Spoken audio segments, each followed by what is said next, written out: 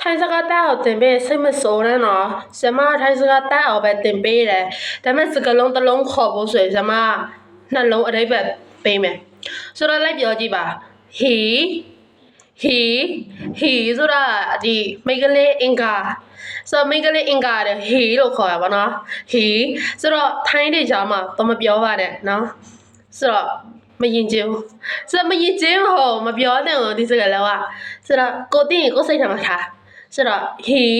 ဆိုတာမိန်းကလေးအင်္ဂါနော် pussy နောက်တစ်ခုကကျတော့ hiu ဆိုတာဘိုက်စားနော်ထိုင်းလို့ I'm hungry I'm starving ဆိုတော့ဘိုက်စားဆို hiu he ဆိုတာမိန်းကလေးရဲ့ pussy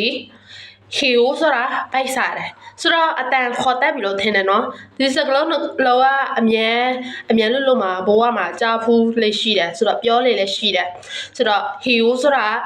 verb နော် hiu ဆိုတာဘိုက်စားတယ်နော်စားတယ်ဘိုက်စားတယ်